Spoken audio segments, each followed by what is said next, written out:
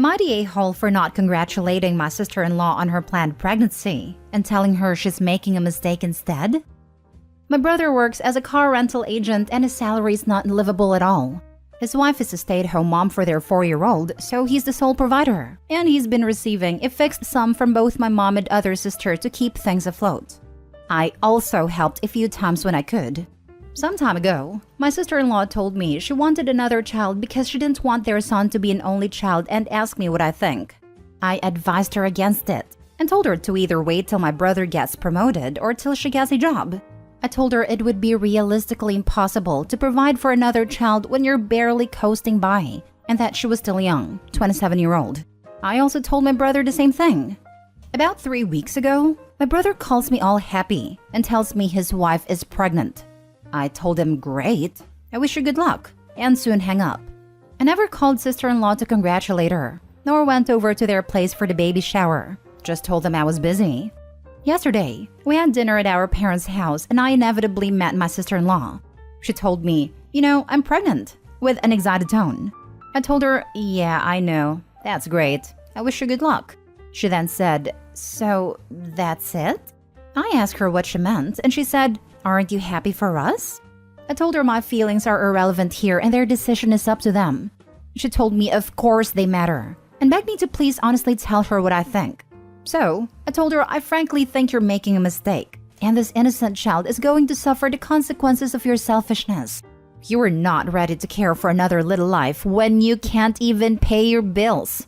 How long do you think my mom and sister are gonna support you?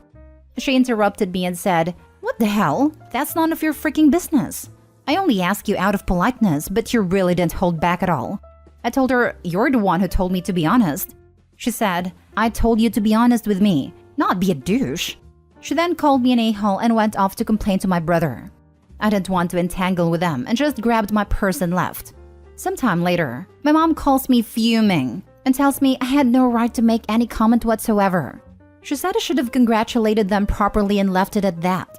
That, even if she was the one who asked for my opinion, I should have known better than to hurt her with those words.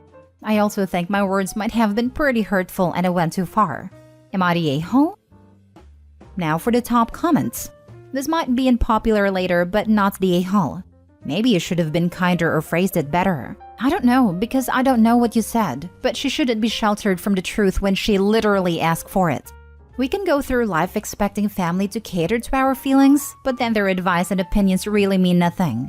Who wants to surround themselves with yes men saying whatever they want to hear?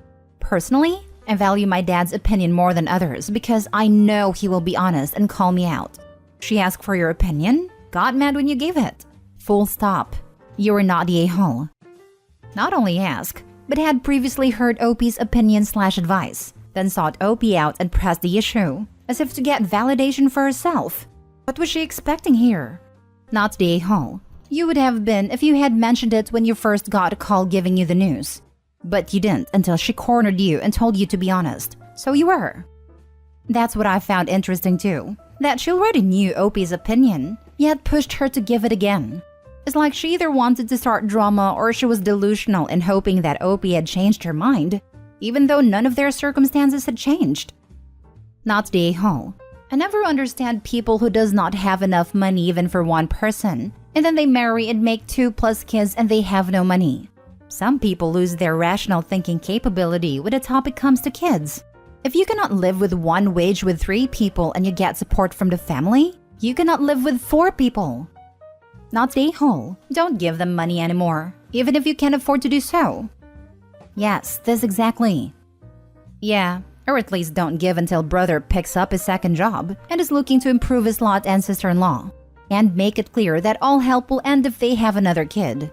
They need to feel the consequences of their choices before help can be considered, so they won't be tempted to do it again. Next story.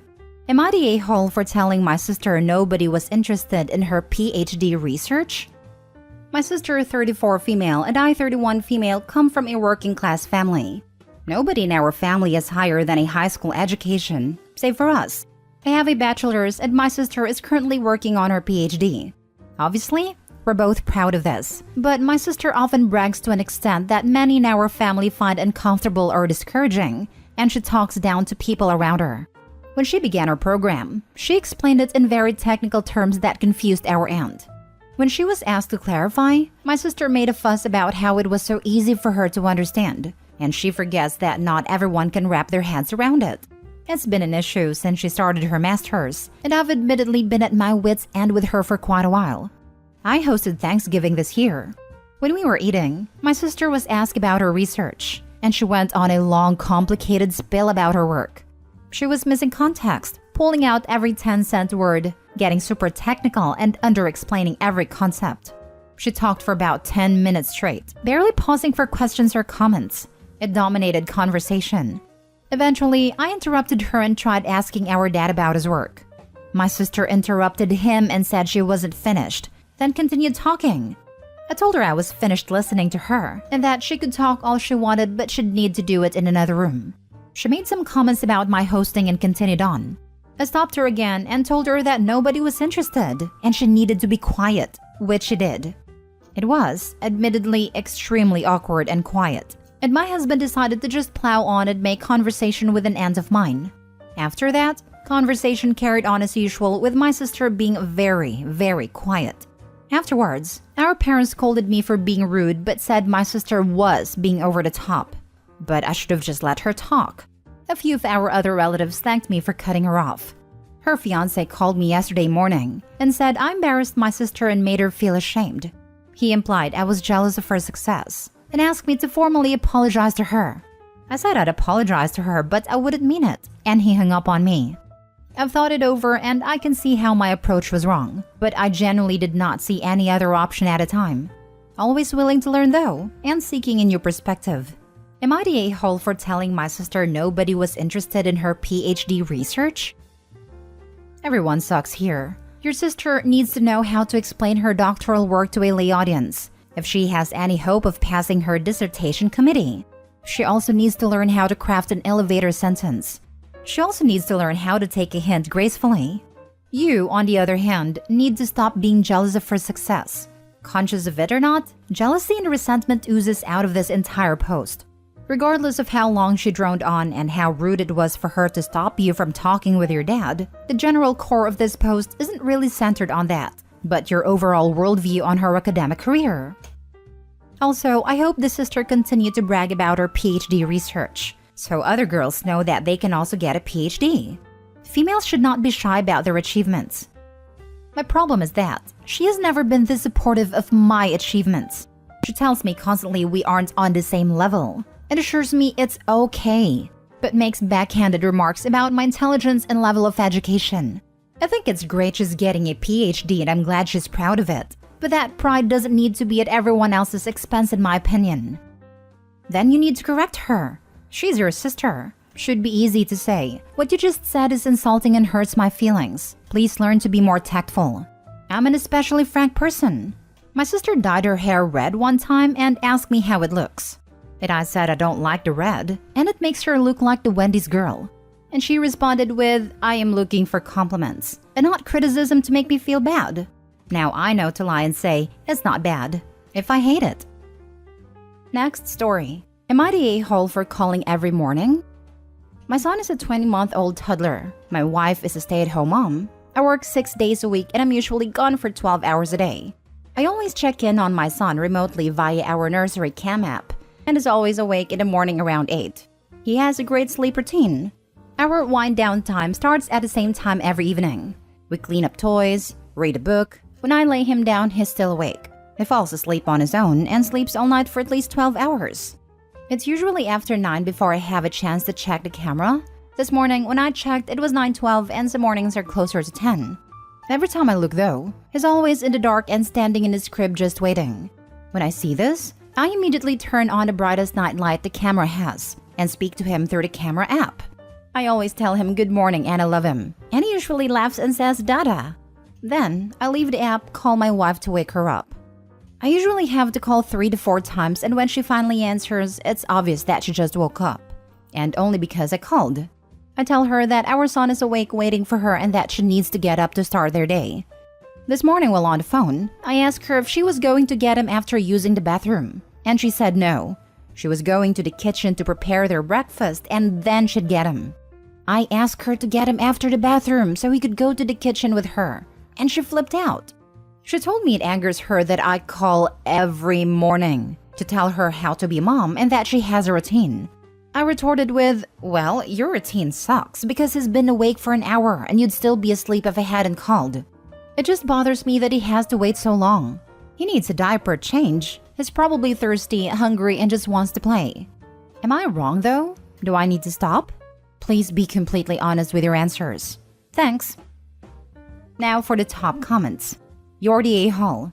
I cannot imagine being a micromanaged mom like that. Remotely. Wow. Is your son crying? No? Then it's fine. If he's uncomfortable, he will call for his mom. The kid is not going to cry if it's been normalized that he needs to wait in his crib for 1 to 2 hours. Not the a-hole. Totally agree with this. 1 to 2 hour wait is just sad. I hated reading this post. Your wife is a negligent mother. It is sad. Not the a-hole. She sounds lazy. Or like she has postpartum.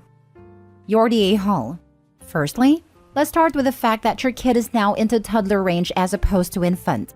Your kid can manage a few moments alone in their crib and will still cry if they need any worthwhile attention. Secondly, let's say she took the toddler with her while preparing the food. Your kid is now learning escape methods. Getting into crap, cause mischief stage. Let her get the food ready first. Thirdly, best intentions aside, if my husband was micromanaging my mothering, I'd blow a gasket from stress alone.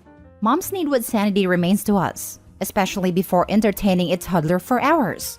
Fourthly, there was zero indication of why you thought your son was up for an hour, which makes me think it wasn't necessarily true so much as you just wanted to add spice to the insult you slung at your wife. You chose her to be the mother of your child. Now let her do her job in peace. He clearly states that his son usually is awake by 8, and mom doesn't come get him until past 9, sometimes as late as 10. That's not a few moments. Last story. Am I the a-hole for storming out of my wedding reception after sister-in-law's speech? I, 26 male, got married to my wife, 32 female, this weekend. The ceremony went great and the reception was going well.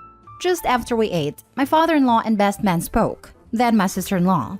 All was going smoothly until she brought up an awful time in my life. A little background. During COVID, I lost most of my savings on the business I had unluckily opened in October of 2019. I was also dealing with bad gastrointestinal problems and horrible IBS.